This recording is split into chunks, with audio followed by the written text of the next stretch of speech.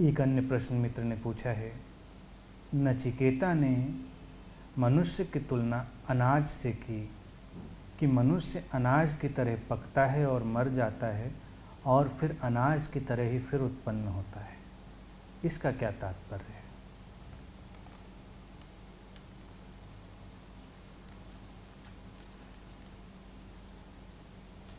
उस दिन कथा में यही बात आई थी कि अपने पिता के ऐसे व्यवहार को देखकर नचिकेता यही सोचता है कि इस क्षणभंगुर जीवन में, इस ऐसे अस्थाई से ट्रांजिएंट जीवन में ये पिता ऐसा व्यवहार कर रहे हैं, जबकि जीवन तो ऐसा ही अनित्य है, ऐसा ही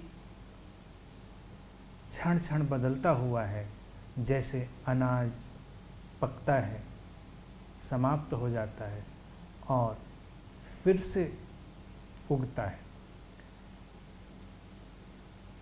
ये भारतीय दर्शन है,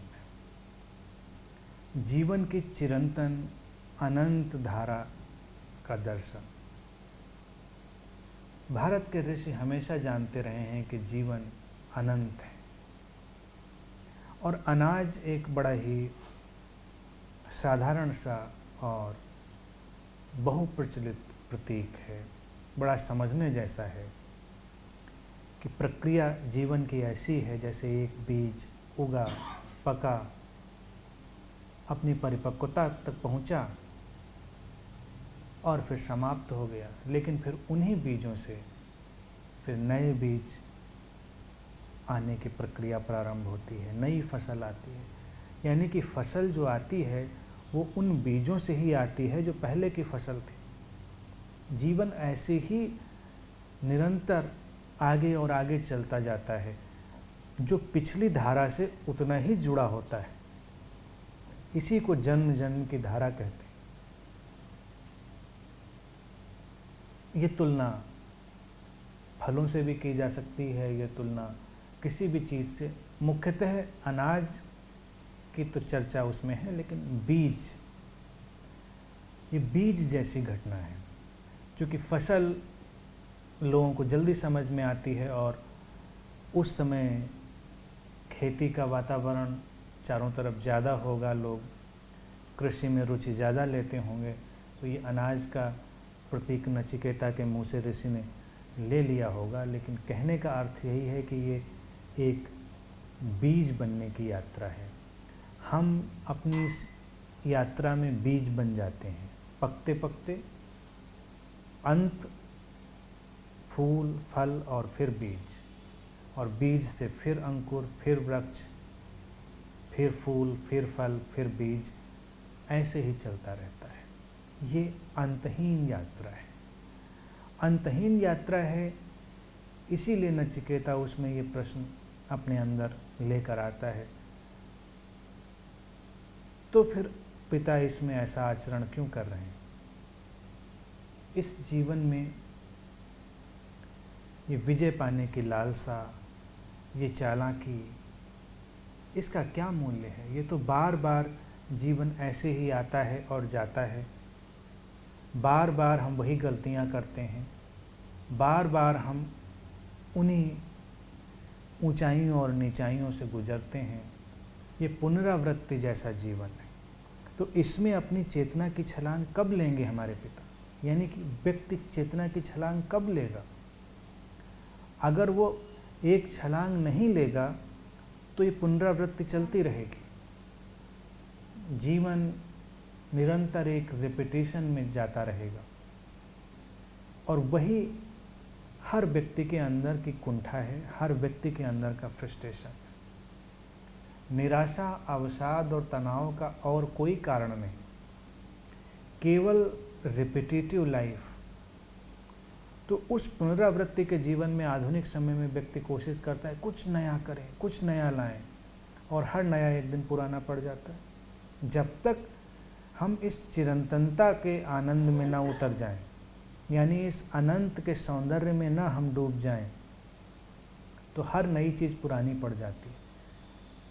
3 शब्द हैं, नया, पुराना और सनातन, चिरंतन, eternal. old, new and eternal. Spirituality is all about eternal. क्योंकि जो नया है कल पुराना हो जाएगा। फैशन भी तो ऐसा ही होता है, पुराना फैशन नए रूप में आ जाता। जब लोग भूल चुके होते हैं एक चीज को तो फिर से लौट आती।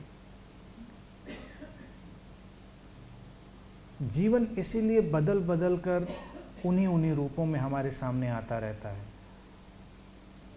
जब जल्दी जल्दी बदलने लगता है तो बड़ी कुंठा पकड़ लेती है, व्यक्ति बहुत अवसाद में चला जाता है। जब देर में बदलता है तो थोड़ा रस बना रहता है, उसको लगता है कि नहीं वैसा नहीं होगा, इस बार कुछ अलग होगा। जितनी हमारी वासनाएं हैं, इच्छाएं हैं, अक्सर चर्चा होती है कि उनसे ऊपर उठना है, तो उनकी इतनी ऊपर उठने की बात क्यों की जाती है? इसलिए क्योंकि हर वासना रिपीटेटिव है, पुनरावृत्ति से भरी है। तुम क्रोध करते हो, वही परिणाम बार बार आते हैं। तुम किसी भी प्रकार की वासना में जाओ, उसके वही परिणाम बार बार आएंगे, वही दुख बार बार आएंगे। लेकिन अगर तुम आज क्रोध करो और फिर 3-4 महीने ना करो तो फिर क्रोध का रस पकड़ने लगता है ठीक है, और फिर तुम क्रोध में डूबते हो और फिर वही परिणाम सामने। अक्सर मैंने देखा है कि एक व्यक्ति तुम्हारे सामने है, अगर वो 5-6 महीने सामने ना हो और उस व्यक्ति से तुम्हें बड़ा कष्ट रहा हो, 5-6 महीने बस वो तुम्हारे सामने ना हो तो तस्वीर में रंग भरने लगते हैं, तुम्हें वो व्यक्ति अच्छा लगने लगता है, तुम्हें लगने लगता है कि फिर से बैठें, मिलें, बात करें, और फिर तुम शुरू करते हो, वो वहीं पर बात शुरू होती, जहाँ से ख़त्म हुई थी वहीं पर शुरू होती। मैंने सुना है कि एक पति पत्नी में झगड़ा हुआ, एक सब्जी पसंद नहीं थी पति को, और पत्नी ने बनाई थी, तो बहुत नाराज़ हुआ कि सब्जी मुझे बिल्कुल पसंद नहीं है और तुमने फिर बनाई, और नाराज़ होकर इतना कि घर छोड़कर चला गया। गुस्सा था, चला गया। कई बरस बाद फिर वो लौट कर आया, लगा कि लौटना चाहिए, अच्छे से बैठे, पत्नी भी बहुत खुश हुई, स्वागत किया, पानी वानी पिलाया, हालचाल पूछा कहाँ रहे इतने दिन, कैसे। फिर पति ने कहा भूख लगी है, कुछ खाना लेकर आओ, तो उसने फ्रिज खोला और वही सब्जी निकाल कर उसके सामने रख दी। जहाँ से बात ख़त्म हुई थी फिर वहीं से शुरू हो गई।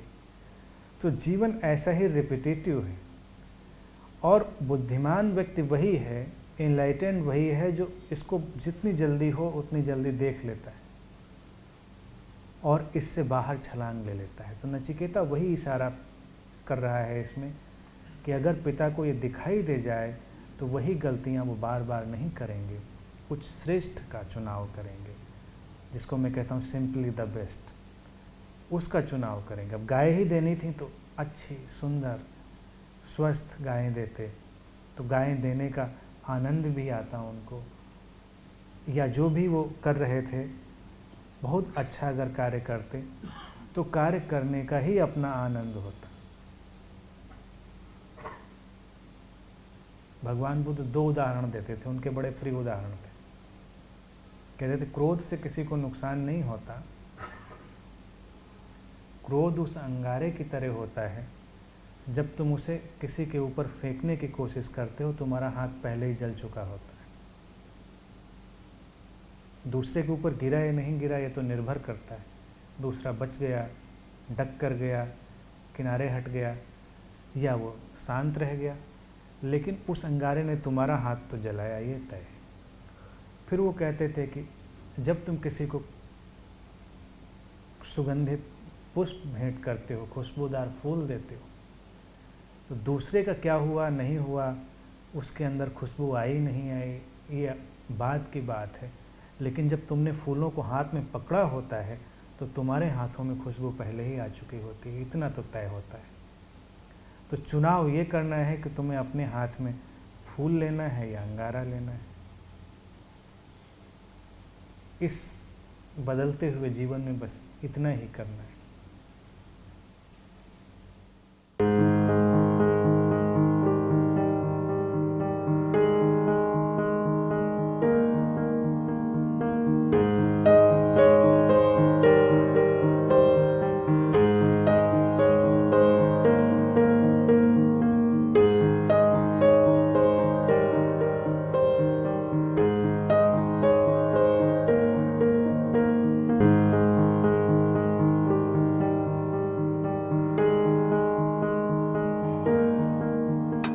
धन्यवाद।